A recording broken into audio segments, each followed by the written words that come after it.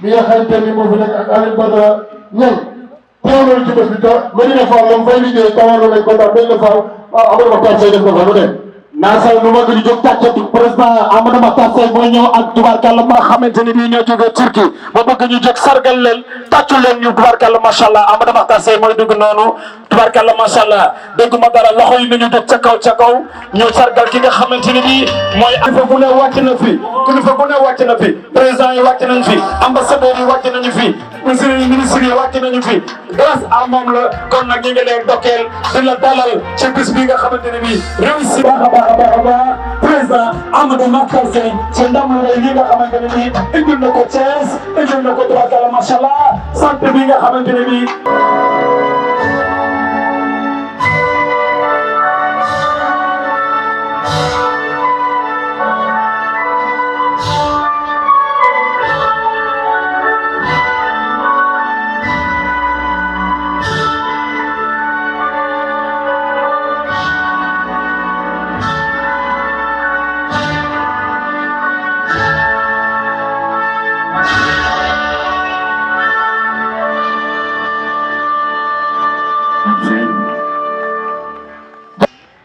ci gan yu mag yi jóge ci dëkk bi ak réew mi ak biti réew ñu ñaan sunu borom subhanahu wa taala président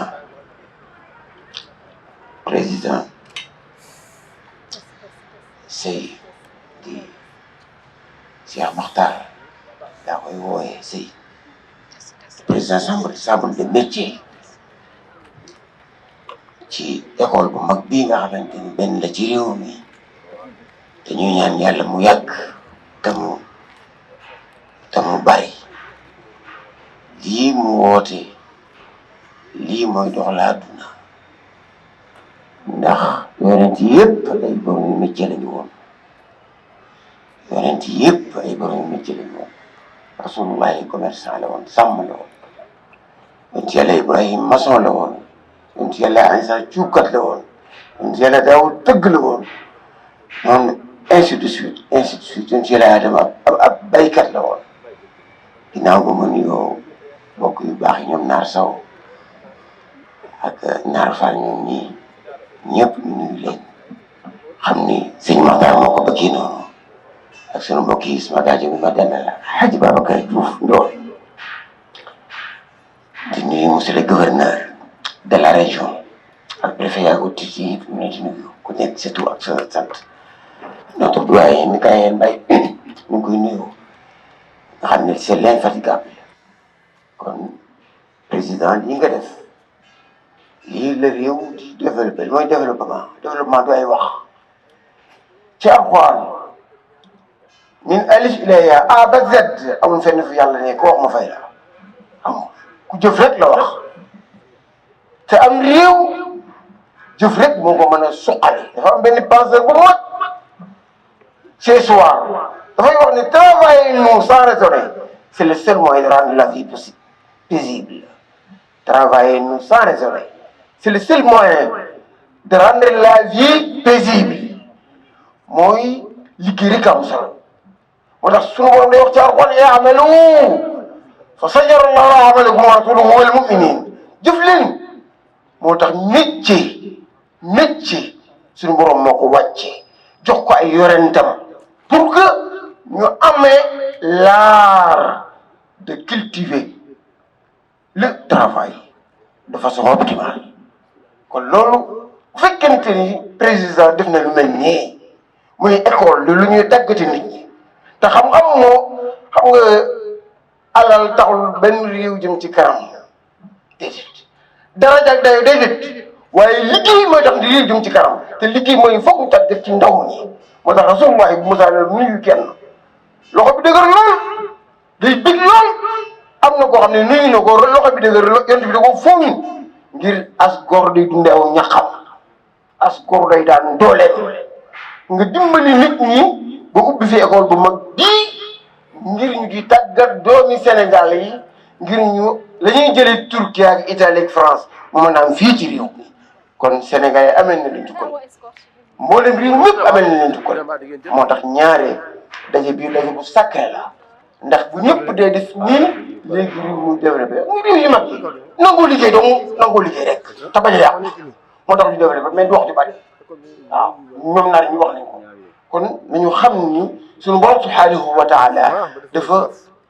appuyé dafa dëgëral nangoo liggéey te bañ a yàqu kon mboolem kilifa fi nekk ñu yeesalaat yéene yi jàng Fatiha ndax ak jullit wala way gëm lu ñuy def dañ koy tàmbalee Fatiha julli ci yonent bi alayhi salaatu wasalaam ñaan suñu borom lii barkeel bismillahi rahmaani rahim alhamdulillahi rabbil alamin arrahmani rahim maliki yawmi ddin iyyaka na'budu wa iyyaka nasta'in ihdina sirata almustaqima sirata alladhina an'amta alayhim ghayril maghdubi alayhim wala ddallin اللهم صل على سيدنا محمد الفاتح لما أغلق والخاتم لما سبق ناصر الحق بالحق والهادي إلى صراطك المستقيم وعلى آله حق قدره يسر لي العسير وليسر ورد يا سعاب يا خدير وافتح لنا كل باب مفتوح للسلاحين من الخيرات الله وهب لنا الرشد والتوفيق يا الله سبحان ربك رب العزة عما يصفون وسلام في الدنيا وسلام في القبر وسلام في الآخرة وسلام على المرسلين والحمد لله رب العالمين. Monsieur le Président de TICA, Monsieur le Président de la Chambre des métiers de Diourbel, honorables invités à vos rangs et grades. Je voudrais vous faire un peu la présentation de ce centre réalisé par Monsieur le Président Amadou Makhtar Seye. Présentation du centre de formation maroquinerie, cuir et textile. Le centre de formation professionnelle inauguré ce jour est une création de M. Amadou Makhtar Seye qui, au-delà de sa fonction élective de président de la Chambre des métiers de Thiès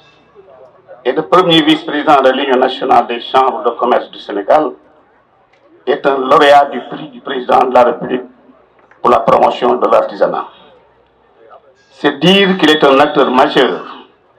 du secteur de l'artisanat. Après un parcours professionnel marqué par un apprentissage sous le toit familial depuis l'enfance, M. Amadou Makhtar Seye a toujours eu à cœur de révolutionner les conditions et les modalités d'apprentissage en milieu artisanal. Les péripéties qui ont marqué son cheminement l'ont conduit dans divers endroits dans le monde,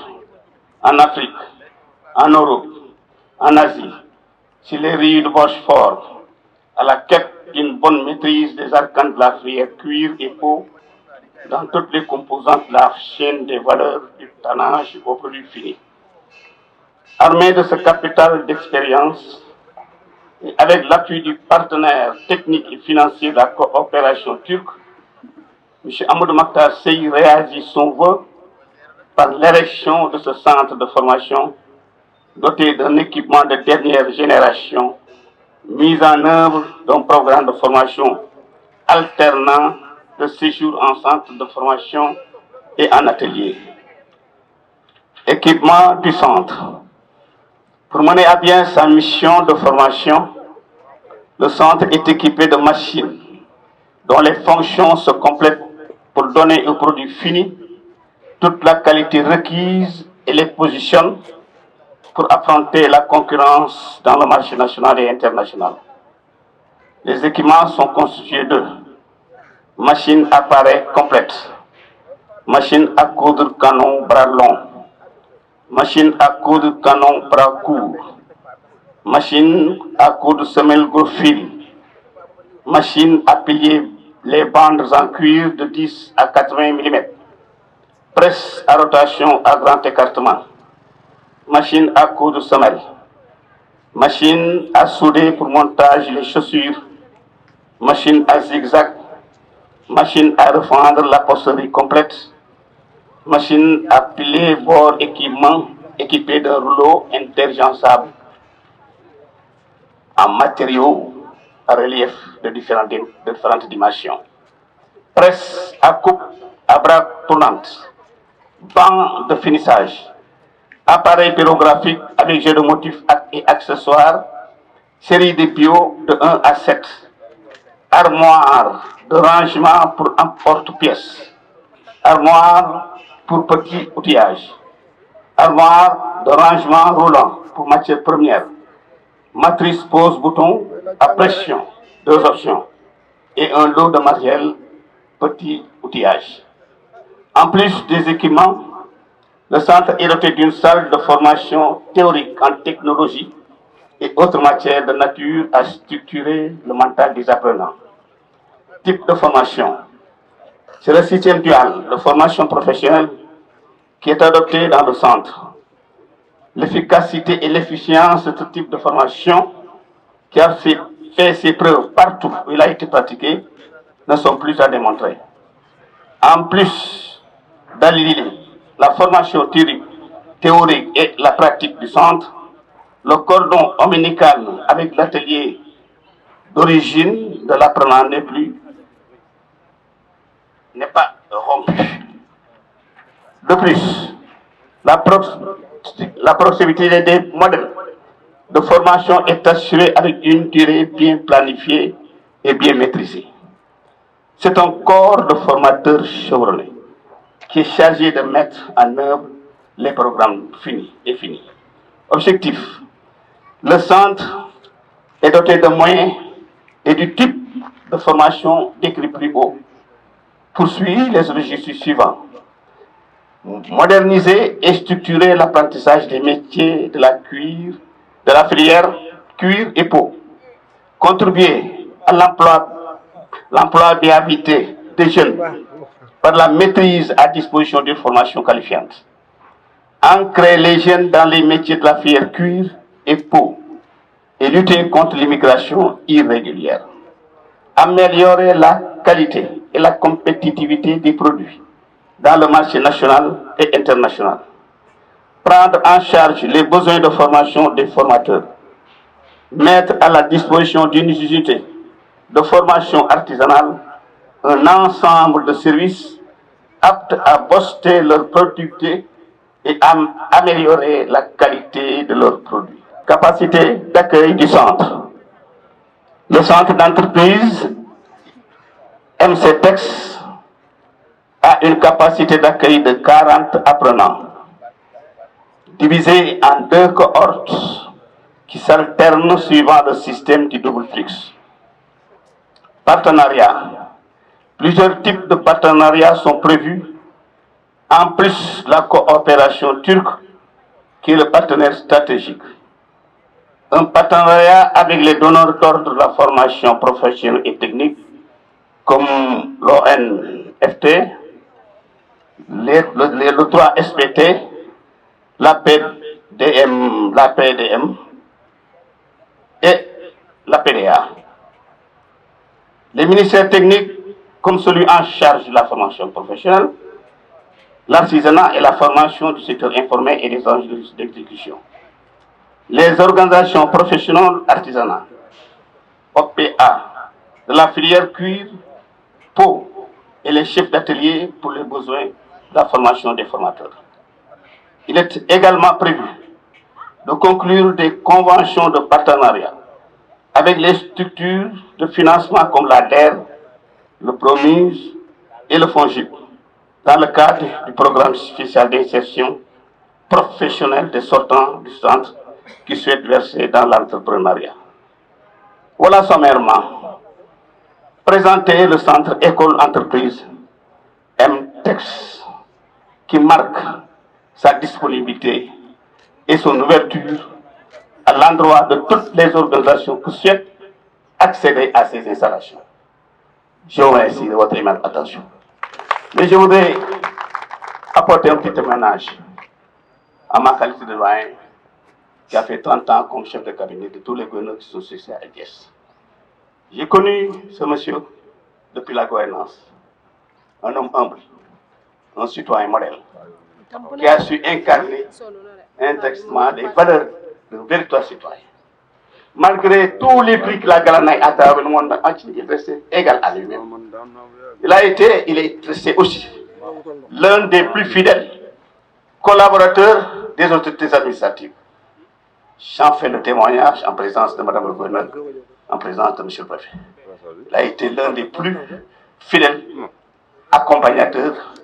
l'un des plus fidèles collaborateurs des autorités administratives. Il restait égal à lui-même, patriote, aimant son pays, aimant son métier, aimant les gens avec qui il est appelé à travailler. Monsieur le Président, après, mes prières vont avec vous. Merci. De métier du Sénégal. Nous connaissons également, au passage, nous également, pour l'histoire également de souhaiter bienvenue à monsieur le directeur de l'ONG Suisse Contact. Alors, l'école vient d'être présentée. L'école de handicap aussi qu'il dit, NCTEX. Et c'est important. Maintenant, mesdames, messieurs, doyen, en terminant tout à l'heure son discours, a fait un témoignage sur un homme de valeur qui a fait preuve de détermination, d'abnégation, mais également de talent sur le plan du management. Il a toujours œuvré pour le développement de l'artisanat à Thiès et au Sénégal. Le président, M. Amadou Matar Sey, n'a ménagé aucun effort pour que l'artisanat aille de l'avant, mais surtout pour que cette lumière qui doit jaillir et propulser l'artisanat au devant de la scène vienne de sa région, Thiès, de son terroir, Thiès. Et c'est pourquoi ce matin, nous sommes ravis, honorés de rehausser de notre présence cette manifestation qui représente énormément en termes de modernité, en termes également d'accompagnant pour tous ces jeunes qui voient leur avenir s'éclaircir grâce à ce centre de formation. Mesdames, Messieurs, distingués invités, nous dirons tout simplement qu'il est actuellement le président de la Chambre des métiers de Thiès, mais également ce grand monsieur est le premier vice-président de l'Union nationale des chambres de métiers. N'importe qui au Sénégal ne peut pas être lauréat du prix du président de la République pour la promotion de l'artisanat. Ce matin, j'ai l'insigne honneur et le privilège d'introduire, de l'inviter à venir prendre la parole, mais ce sera évidemment, naturellement, sous vos applaudissements pour accueillir Monsieur le Président de la Chambre des métiers de Thiès. J'ai nommé Monsieur Amadou Matar Sey, que nous allons inviter à prendre la parole sous vos applaudissements. Bismillahirrahmanirrahim. Nuyu ñëpp di wax asalaamaaleykum mbooloo mi fi teew yëpp di tàmbalee ci nuyoo bi kilifa jotaay bi di madame la gouverneure chef aux administratifs di la nuyu bu baax di nuyu aussi le préfet bi nga xam ne moo toog moom tam la Chine di nuyu le directeur TUCA monsieur Fouad ak délégation bi nga xam ne moom la àndal yëpp ñu di leen nuyu bu baax di nuyu aussi le président de la chambre de commerce di nuyu le président de la chambre de métiers de Diourbel di nuyu aussi le président Ousmane Seck bi nga xam ne moo représenté chambre de métiers bu Louga di nuyu monsieur Moustapha Kambay di représenté président chambre de métiers de Sédhiou di nuyu chef des services régionaux yi fi teew yëpp mën naa tàmbali ci madame Djité représenté contrôleur régional financier di nuyu aussi yi nga xam ne mooy alors président EMC monsieur Mbaye Gueye nga xam ne dafa nekk tey sax sunu invité de la mais tey am lu ko tënk mu yebal El Hadj Babacar Diouf ñu ngi nuyu aussi notable yi fi teew les chefs religieux nga xam ni teew nañ fi imam et ouléma président imam et ouléma teew na fi président des imams teew na fi professeur Ibrahima Faye professeur Cheikh Ahmed Tidiane Djité di nuyu l'assemblée générale bu chambre de métier commencé ko ci bureau bi ba nga xam ne tey ak assemblée générale yi toog seen ginnaaw ñëpp maa ngi leen di nuyu di leen beral siyaar Serigne Amdi Khady dafa yeble ci boobu nekk ci yoon bi di ñëw mais mu ngi ànd ak ñun ci liggéey bi léegi nag li ma ci bëgg a toxtal mu jëkk mooy le coordonnateur de Suisse Contact monsieur Maïga nga xam ni tey corps bi taxaw ci sama ginnaaw ñoom ñoo jël matuwaay yi pour ñu démarrer ko liggéey bi ça fait 6 mois donc sur 208 heures dañ leen war a dugal yóbbu ci niveau CAP ñu ngi nuyu communicateur traditionnel yi teew yëpp di nuyu la presse di leen sant di nuyu personnel chambre de métier bi yëpp commencé par le secteur général les services techniques les services répertoires les services financiers ñëpp nuyu naa leen su ma toppee nuyoo bi mën na sori waaye maa ngi koy tënk foofu kenn ku nekk ci daraja bi la yàlla jox nga teew fi rek nuyu naa la sant naa la gis naa la aussi li waral tey bés bi mooy ci cadre sunu liggéey nga xam ni sunu métier moonu topp ñu di ko jàpp di ci taxaw di ci liggéey ba moom moonu conduire indi ci kër gi nga xam ni mooy chambre de métier nga xam ni ku amul métier mën loo fi nekk comme président yàlla dogal na sunu métier moo fi indi loolu rek doyoon na pour taxawu métier bi waaye métier bi nga xam ni depuis que ñu xami ko ak tey ci la ñuy tedd suñuy wëyu teg ñu ci yoon boobu ginnaaw bi ñu jàngalee alxuraan ba pare mu teg ñu ci yoonu liggéey mais ci suñu métier bi nga xam moom lañ doon ci moom boole ñëw suñu patron bi nga xam moom indi fii di sëñ naa Thiam ñu ngi leen di ñaanal ñu ñëpp waaye filière bi ci boppam dafa nekk lu am solo ci àdduna bi te mu mel ni Sénégal ak pays Afrique yu bari amuñu kàttanu entretenir valeur yi nga xam ne moo nekk ci filière bi wala gisuñu ko wala ñu ngi ci xalaat àdduna ñun nag yàlla daf ñu may depuis 97 équipement yi ñu yor fii di leen ko tàkk ne xam lan lay jëriñ xam lan mooy matériel pur et dur pour le cordonnerie maroquinerie et la tannage loolu 97 la kon su fekkee ni nekk nañ ci métier mi di incarner loolu suñu man-man lañ ca am ñu man koo góorgóorloo ba nga xam ni dox nañ ci ba egg fenn fi ndax bu ñu débrouillé ci suñuy équipement traditionnel ba dégg lauréat grand prix chef de l'État donc ñooñu lañu war a def nañu waaye nag pour moderniser ak booster le secteur ba nga xam ni produits yi ñuy defar day nekk ay produits compétitifs loolu il faut que ñu am des matériels adéquats nga xam ni moo ñuy permettre ñu mën a paramétrer suñuy liggéey ak suñu xam-xam li ci war a doole ko à part matériel bi mooy fexe ba ñi koy liggéey ñi ñu koy jàngal ñu jàngal leen ci système classique bi nga xam ni mooy le système universel nga xam ni moo ne ci àdduna bi ndax réew mu nekk aspect traditionnel bi ku nekk na ngay liggéey mais nag am na fu ñu dajee ñun ñëpp boo xam ni xam-xam moo fay wax te foofu suñu ko dajee équipement yi benn lay doon baromètre yi nga xam ni moom la ñuy sukkandiku pour liggéey qualité benn lay doon xalaat yi aussi benn lay doon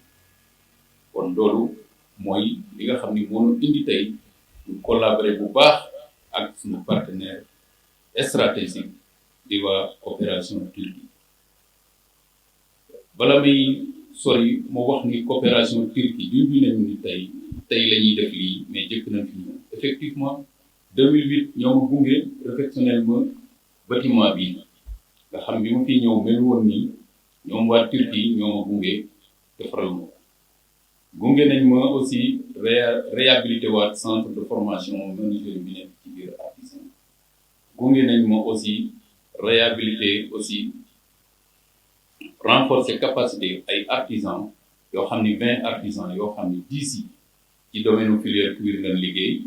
ma conduire délégation ñu dem fekk leen Turquie ñu ànd fa ñu jàngal ñu xam-xam bu baax a baax yokk suñu xam-xam tout le temps équipement bi lañ ko fekk bi ma demee France di fa jàng formation di fa def formation équipement bi laa fekk ma demee Turquie bi ma demee Maroc aussi di fa jàng def formation équipement yi la ñu liggéey kon lii mooy équipement yi nga xam ni moo mën a yóbbu secteur bi ci ay produits yu baax kon ñu ngi gërëm bu baax waa coopération Turquie ci seen gunge ak man yemuñu ci loolu ci cadre social jox nañ ma fii ba tey ay xar pour moom nga jox ko ñi nga xam ne yelloo nañ ko ci Tabaski bi ci mujj ñaar fukki nag lañ ma tëral fi ñu rey ko ñu séddale ko jox ko ñi nga xam ne jekkuwuñu pour Tabaski loolu kon madame la gouverneure boo fi teewee représenter la tutelle il faut que ma informer la ci loolu partenaires yi fi nekk yëpp léegi nag li nga xam ni moo ci des mooy ñun dañu gërëm bu baax suñu famille bi nga xam ni commencé ci suñu ay soxna ñu jiital leen parce que ñoom fekk si teg ci suñuy sœur nga xam ni suñu xalifa tey mu ngi ci biir mooy suñu mag jigéen maga ñu koy nuyu bu baax di nuyu sëñ Jibi mi nga xam ni moom mooy suñu frère aîné nga xam ni mooy suñu mag lu bari ci lii bokk na ci ñu ma ko àndal toog ba ma agsi fii kàttanu yàlla kon loolu ñu ngi koy reconnaître di ko rafetlu seen taxawaay yéen ñëpp di leen xamal ni man sama wàllu liggéey ci njub rek laa ko mën a teg mënu ma ko teg ci leen mais ci xam-xam aussi laa ko mën a teg mënu ma ko teg ci leen du ko def nag lu ma gëmul lu ma gëmul rek mu ci jëmee samay tànk dinañ tare li ma gëm rek laay def li ma gëm nag toujours li ma xam moo koy lal lu ma xam laay gëm mais lu ma xamul gëm sama papa dëgg la ma sant naa ne ci dëgg naay wax dëgg bu ma ko naree bañ a wax du ma wax kon naay wax dëgg may sant yàlla bu baax ci loolu dëgg rek laa gëm góoma leen léegi nag métier bi en collaboration ak Suisse Contact ma dikk si ñoom parce que ñoom ñoo tax ma ubbi centre bi te ubbi ko jotul ndax dama ne woon du ma ko ubbi te defuma ko nii ba pare waaye ñoom ci seen taxawaay ak bëgg a dimbali ndaw ñi ñu manqué ay corte bu jëm ci wàllu filière cuir loolu moo tax ma anticiper ubbi centre bi te janvier 2023 ma di leen gërëm bu baax ñoom itam teewoon nañ fi léegi nag pour ma terminer sama yaakaar ci nguur gi mooy ñoom ñëpp teg nañu ay programme yi am na yi nga xam ni tant que participer wuñ ci joxe ci xalaat yi dafay des ci ñun waaw parce que dañu am lu ñu xam ba pare li ñu xam ba pare itam dañu prêt nekk ci instance bu mel nii war nañ ko mën a partager ak formation professionnelle pour ñu am formation yu baax war nañ ko mën a partager ak tutelle l'artisanat pour ñu am formation yu baax mais ma xam ne ni lu jiitu yooyu chambre bi moom dafa am vocation formée dafa am vocation agréé mën a agréé am na ay centre de formation bu fi nekkee ba tey centre de formation yi ñuy jox ay diplôme man maa agréé centre yooyu kon su may wax nañu agréé centre MCDEX kooku pour formalité ak respecter l'ordre ak respecter politique sectorielle du gouvernement nga xam ni dañu teg programme formation professionnelle bu dul ko ministre tutelle direction de l'apprentissage en même temps ñu teg structures yi nga xam ni moom lañ war a gunge moo leen war a gunge les 3 FPT DER FONGIP formation professionnelle ñoom ñëpp dañ leen mënoon rattaché yenn barème yi dañ mënoon rattaché formation professionnelle yi ci des ñu rattaché ko artisanat chambre de métier mais lépp ci chambre de métier dañu ko may ñu ngi nekk di ko appliqué sama mandat troisième mandat su ko nit di jël dafa am luy tax mu di ko jël mooy par exemple concrétiser suñuy réalisation te concrétiser mooy bi mu toogee def naa ay formation loolu ci casquette peut-être chambre de métier laa koy waxee mu fi toogee def naa ay taxawal naa pas mal des groupements yoo xam ne structuré nañ leen ba ñoom ñëpp ñu am ay en même temps ñu am ay école de formation ñoom ñëpp ñi fi toog ñëpp am nañu ay école di jàngale n'est-ce pas ñoo ñëpp chambre de métier moo leen agréé mooy defal seen i diplôme ñooy yebal service technique ñu def concours yi attesté leen ñi am moyenne ñu jox leen moyenne ñi am mention yi jox leen mention ñi nga xam jàll ñu tam malheureusement ñu wax leen ni na ngeen départ encouragé loolu ñu ciy continuer mais dañu soxla centre de ressources yooyu ñu agréé leen boole leen ci programme état ci maanaam lépp mooy ñu ñuy subventionné CFP yi ñu subventionné loolu moo ñu permettre formation bi gëndaloo ci réew mi mais bu fekkee dañu tënk ñëpp ci dem leen ci benn structure boo xam ne structure bi tey boo nekkee ku jàngul français wala yu demee noonu dañuy bëgg a natt say natt seeni natt day jaar foofu yëpp te ñëpp ay ñu qualifié la ñuy jàngale loolu dafay compliqué loolu taxoon ñu créé chambre de métier avant ñuy créé yooyu kon nag chambre de métier moom daf fi nekk pour ñooñu nga xam ni mënuñoo def jaar ci système classique bi bay formé système ba ñu jaar ba mën a formé ñu mën a jëriñu ñooñu ñu gunge leen fexe ba aar leen jox leen ay diplôme en même temps encadré loolu mooy sunu rôle te dinañ ko doxal incha allah donc loolu laa bëggoon a leeral mais ñu ngi tàllal ñëpp loxo nag ñu ngi tàllal def même école bi bind nañ suñu lettre demande d'agrément pour ñu agréé ñu pour la formalité dañu ñu war a agréé ak yeneen école yeneen yi ci des sax ñi nga xam ne centre de formation de leen jotee dañ leen war a agréé mais suñu leen agréé day yombal liggéey bi mais suñu demee ba nga xam tam agréé nañ leen ñoom itam dañuy soxla ñuy organiser ay programme ci seen wàllu structure bu ci nekk boo amee tant de ans ñu xam ne dañ ko war a yeesalaat ñu ko war a renouveler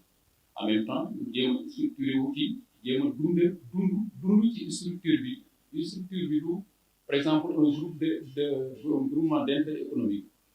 kenn du ko taxawal pour loo am yóbbu ko koo gis won ko mais yow doo si dee donc lu mel noonu nag moo xaw a law ci groupement yi ku ci nekk kees ga nga am kenn ci ñi mu ci àllal benn loolu dañ ko war a changer parce que li ñu koy changer mooy créer yóbbu leen vers la coopérative nga xam ni coopérative ay action ku nekk ay action la soo bokkee nekk membre bu pare da ngay joxe da ngay jël ay baax loolu dinañu permettre bu ñu liggéeyee ba at loolu nag doo passé benn année boo passé di nga def évaluation def rapport d'activité rapport financier ñu daal di def seen bénéfice génne ko ñu delloowaat capital social ba bénéfice yi ñu séddale ko nit ñi loolu dañu ko soxla loolu yu mel noonu moo tax may jël troisième mandat mais su dul loolu su fekkee loolu du mën a am kon daanaka mission bi day mat parce que def loolu nañ mën te def naa am naa lu ma mën a wane def naa bilan bi moom fal mais nag bëgg naa ñu delluwaat ci ressources humaines ak structures yi fexe leen dooleel ba ñoom it ñu mën ko def ñu mën ci def donc foofu laay yem maa ngi gërëm ñëpp di leen sant aussi taxawaay bi suñu wér mu taxawaay jotee muy monsieur Babacar Fall c'est le directeur général de Batifice muy ci kaw directeur Babacar Fall moo ñu fekk fii ñuy liggéey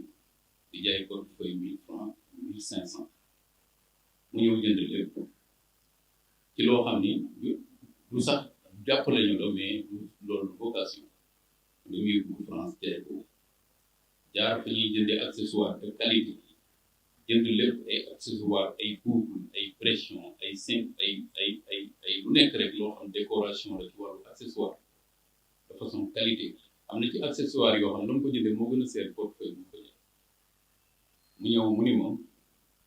defaral laa sama portefeuille te def ci accessoire yi te jaay ma ko benn bu nekk 5000 waaw vraiment loolu mu xawoon ma jaaxal ma daal di koy topp rek defaral ko accessoire yi def lépp ba mu egg jaay li may wax jibee ngi mu gisee rek xam moo ko ànd léegi mu dem yóbbu yooyu dellusiwaat mais da ngeen ko defaraat mais da ngeen bi yoon di ngeen ko mën di jaay 7000 francs waaye nag bu leen jël liggéey ay portefeuille ci ay qualité yoo xam baaxoo parce que loolu da ngeen sonn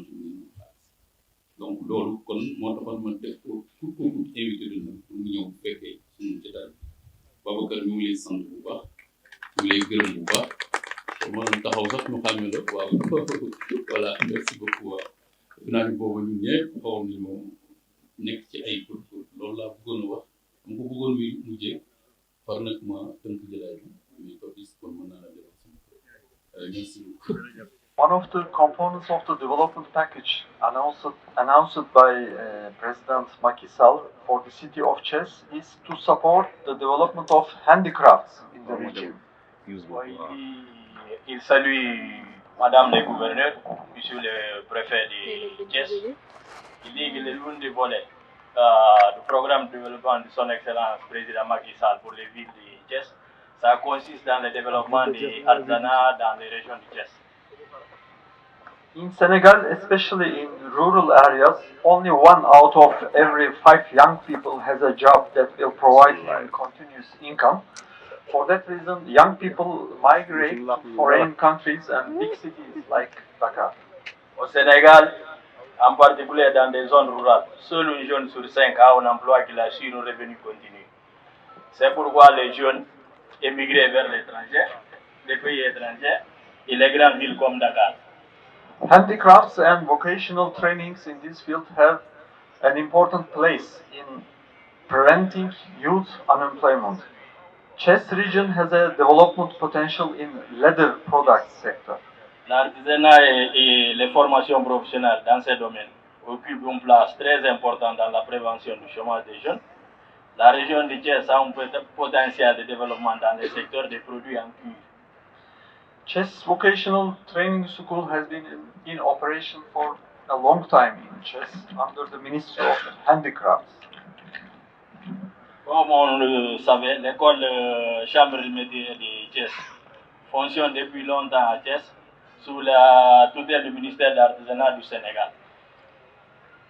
In previous years, in the last couple of years, TICA provided project-based assistance to the school in the form of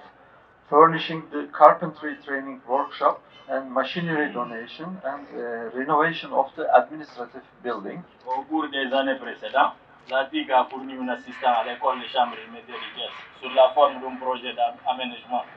de l'atelier de formation en menuiserie, d'une donne des machines et la rénovation du bâtiment administratif. This school provides vocational courses for 1 month to 4 months in areas such as wood, textile, leather products, souvenirs, etc. and trains around 1,000 students every year. Le centre de formation professionnelle donne des cours de 1 à 4 mois dans des domaines tels que les bois, le textile, produits en cuir, les souvenirs et forme environ 1000 étudiants par an. In our visits to the school, it was observed that the existing leather processing machines were quite old and worn out, and most of them were not working properly. Au cours des 2 visites à l'école, effectuées à l'école de métier, par les fonctionnaires de la TICA, ils étaient constatés que les machines de traitement du cuir étaient assez vieilles et usées et que la plupart d'entre elles ne fonctionnent pas. By bringing modern leather processing machines and equipments from Turkey, we wish to create here a modern excellence center for the leatherworking profession here in this school. By the way, I would like to thank to Monsieur Moduguet. He is now here. I see him. Thank you very much for Moduguet for your support. Au cours en faisant venir de la Turquie des machines et équipements modernes pour le traitement du cuir, nous souhaitons créer un centre d'excellence moderne pour la profession de maroquinerie dans ces écoles. With this project, qualified vocational trainings will be provided in this school in the field of leather products such as bags, wallets, belts, shoes, etc. In addition, young people will gain vocational skills. Graduates here will be able to establish their own leather products enterprises using the skills they have acquired here in this school. À la fois, nous souhaitons qu'il y ait une formation professionnelle de qualité. Ces formations seront données dans les domaines suivants tels que la confection des sacs, des portefeuilles, ceintures, des chaussures. En outre, les jeunes acquerront une compétence professionnelle et les diplômes seront en mesure de créer leurs propres entreprises de produits en cuir en utilisant une compétence qu'ils auront acquises ici à l'école. D'autre part, l'entrepreneuriat local sera encouragé et l'économie locale de la région de Thiès sera stimulée. We believe that our project will enable the young people who will be trained here to get a profession with a master-apprentice relationship. We also believe that these students will support their family incomes in the future by owning a good craft. Et nous pensons que notre projet permettra aux jeunes qui seront formés ici d'être formés à la profession dans le cadre d'une relation maître-apprenti. Nous pensons également que ces personnes pourront soutenir les revenus de leur famille à l'avenir en possédant un métier. As TICA, we try to build bridges of hearts extending from Turkey to the world with the projects, especially for women, youth, and young and disadvantaged segments of the society. TICA Dakar office has been carrying out development cooperation activities in Senegal since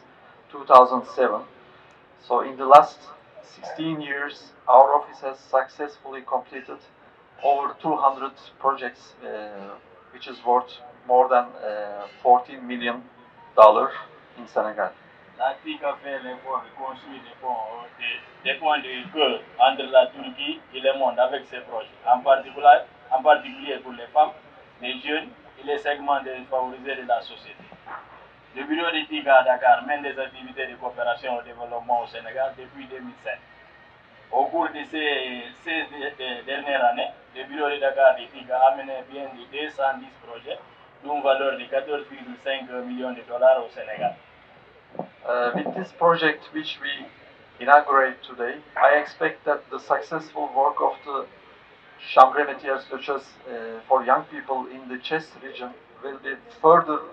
improved, will be further accelerated, and I wish this project to be beneficial for the community living here in Chess. Avec ce projet que nous avons inauguré aujourd'hui, ou bien que nous allons inaugurer aujourd'hui, et j'attends que le travail fructueux de l'école de formation professionnelle de Thiès pour les jeunes de la région soit encore accéléré et je souhaite qu'il soit bénéfique pour la communauté d'ici. Merci Président, merci. Sagay Ndiaye, Saïsila, Elaji Ousmane Sow, Abdelaziz Lo, Madame Astoussen, Madame Aminata Sow, Michel Babakar Ndion, Monsieur Serine Kene, Gamon Nadi Kamara, Madame Ante, donc nous tamit Dame Gueye, nous Mamadou Seck, nous Mbahan Kane, nous également ki nga xamante ni ñu ngi wuyoo ci turu Adama Kanté ñoom ñëpp ñu ngi leen di nuyu bu baax a baax donc de la part de monsieur le président de la Chambre des métiers, monsieur Amadou Matar Seye. Voilà. Maintenant, pour magnifier cette coopération donc entre la République turque et le Sénégal, nous disons encore une nouvelle fois un très grand merci à TICA pour l'appui et certainement qu'il y aura donc sur le plan de cette coopération d'autres actes qui vont suivre, Inch'Allah. Maintenant, avec votre aimable permission, nous allons inviter Madame Tening Faye, gouverneur adjointe chargée des affaires administratives, à venir donc prendre la parole sous vos applaudissements et avec tous mes respects, Madame le gouverneur. Le préfet, le président chambre de métier, président secrétaire général chambre de commerce, nous tamit directeur administration turque bi nga xam ne moom moo yor lu jëm ci coopération ak coordination di nuyu président OPEA yi fi toog ak artisan yëpp di rafetlu ndaje bi ñu fi tax a teew tey ndax dara gënul am solo teew ci ndaje boo xam ne day participer ci formation suñu ay ndaw ndax jàpp nañ ni formation boobu si la ñu mën a jàpp pour mën a am ay liggéeykat yoo xam ne li ñuy liggéey dina doon liggéey bu nekk de qualité ba nga xamante ne nii lépp loo xam ne sénégalais soxla na ko mën na ko amee ci moromu sénégalais may rafetlu bu baax liggéey bi nga xamante ne président Seye mu ngi koy def ëpp na fukki at ak ñaar ci bopp chambre de métier te li mu fi teg tey di firndeel encore liggéey bi nga xam ne mu ngi koy jiite ak ay naataangoom di ko def ndax artisanat dëgg la à vocation traditionnelle lañ ko doon xamee mais bu ñu demee ba xale yi ñu leen di mën di former ñuy am ay équipement de qualité mën di moderniser liggéey bi dafay gën a tax produit bi gën a génn mën a am valeur ajoutée ñu gën ko mën a jaay njëg bu gën a mën a cher bu ko defee kii liggéey yi tamit ak ay liggéeykatam mu ñu mën si gis seen bopp waaye loolu bu amee day fekk ne coopération Turquie tamit ñëw nañ jàpp ci ndax ku ne xam ne politique état bu Sénégal at yu mujj yi mooy côté enseignement général bi nga xam ne moom la ñu xam ñu fexe ba créer davantage de centres de formation former nit ñi ñu am métier ndax ku ne xam na ne métier moom mooy tabax dëkk ndax métier yooyu dañ ko soxla ci offre de ci demande de service yi nga xam ne sénégalais yi dañ koy am donc métier yooyu bu fekkee ay sénégalais ñoo ko am xarañ ci day tax lépp lu ñu soxla suñu biir dëkk ñu am ko fi ay sénégalais di ko liggéey yi tamit di ci mën a tirer li nga xamante ne ni moom mooy koom yi nga xam ne mën na ci génn bu ko defee mu mën a des ci suñu biir réew buñ ko jéggaane tamit yóbbu ko feneen koom gi mën a ñibbi mën a jëkkaat ci suñu réew loolu moo tax tey jii am nañ mbégte bu rëy tooxaw fii ci see ak yéen ànd ak yéen ci cérémonie de remise d'équipement yi di ñaax rek xale yi ndax métier moom mooy yow dëkk comme ni ma ko waxee sànq te képp ku am métier am liggéey amaana la nit ñi di wuti feneen di ko jaarale ci yoon yoo xamante ne du yoon yi nga xam ne moom la ñu tëral mën nañ ko wàññi bu baax ñiy jël gaal gi di jël géej gi di jël suuf si pour dem feneen wuti liggéey boobu amaana bu ñu jàppee ci ne am nañ ay centres de formation de qualité am ay formateurs de qualité yoo xamante ne formation continue bi ministère de la formation professionnelle daf koy continuer à travers ces projets et programmes mën nañ fi toog jàng fi am fi liggéey am fi lu ñu suturloo ndax nag au final loolu rek la doomu aadama soxla ci kaw suuf am liggéey jàng am xam-xam am liggéey am loo suturloo mën a faj say soxla te jàpp nañ ne bu ngeen jàppee ne formation bi ngeen di def bu ngeen génnee di ngeen ci mën a sukkandiku pour créer seen affaire bopp recruter ay nit waaye tamit état accompagner leen ci structure de financement yu bëri yi nga xam ne am nañ ko bu boobaa jàpp nañ ne li nga xamante ne nii fléau la mu nekk suñu biir ñu tuddee ko immigration irrégulière nit ñi di fàq di dem feneen ci ay anam yoo xamante ne amaana du anam yi nga xam ne moom lañ tëral dina wàññeeku bu baax en tout cas doon naa kontaan loolu d'ici 3 ans d'ici 4 mois 6 mois ñu ñëwaatoon bi pour remettre leen seeni ay parchemin bu ko defee ngeen mën a rapproché wu ak suñu accompagnement président chambre de métier structure de financement yi nga xam ne am nañ fi ñu mën leen a accompagner jël leen comme ay modèle parce que c'est la première cohorte il faut vraiment qu'on puisse montrer que l'exemple a réussi qu'on puisse quand même les accompagner pour qu'ils puissent acquérir un emploi décent loolu laa bëggoon a yëkkati ci ay kàddu ma di leen di sant di leen gërëm jërëjëf. Merci madame le gouverneur ma ñaan ñu may ko loxo bu baax tàcc ko bu baax. Ben permettez-moi aussi de les organisations professionnelles ñu gën leen duppee OPEA monsieur Cheikh Sylla Ngaye Mekhe teew na fi délégation maire u Tivaouane monsieur Diop Sy monsieur Abdoulaziz Lo également délégation des métiers Maguette Guissé Talla Mbaye Cheikh Mbacké donc président FENAP madame Néné Diakhaté présidente section féminine donc nekk ci délégation bu Abdou Khadre Wade président formation également donc fii chambre des métiers donc le président des cordonniers monsieur Mam Mor Thiam également président du village artisanal monsieur Baye Mornian également doyen du village Abdoulaye Sam président métal Say Kandji également nekk transformatrice Mam Say Kandji ñu ngi lay ziar di la bëggee di la wax merci de sa présence Abdoulaziz Soro également ak monsieur Abdoul Wade également BICD Ndiassé Kassé également Ndeye Marème Ciss fàttewuñ également monsieur Maïga directeur Suisse Contact BGBC également ak le grand Bafou Collection je pense que nuyu nañu ñëpp ñu fi teewoon madame messieurs léegi nag li ñuy def moom mooy dañuy dem ci beneen étape bi nga xamante ni moom moo ñu fi dajale tey donc dañuy njëkk a may avec votre aimable permission et tout le respect que je vous dois ñu njëkk a may madame le gouverneur monsieur le président donc de la chambre des métiers ak gan yi donc ñu dem ñoom visiter la salle daal di def prise de contact ak salle bi def également certainement une inauguration officielle léegi nag ñoom bu ñu ci jógee nos honorables invités ñu dem nag ci ñëpp ñeneen ñëpp donc ñu mën a dem également aussi visiter salle bi donc nous vous remercions de votre aimable attention nous allons passer donc à la deuxième partie avec la visite de la salle d'abord avec donc madame le gouverneur et nos honorables et distingués invités après nag ñoom bu ñu génnee ñeneen ñi doog a dem visite ñu ngi remercier également toute la presse APS RTS Khadioum ñu ak suñu gars yi fi teew yëpp Thiès TV ak yëpp Thiès Média et tous nos amis de la presse encore on vous dit un grand merci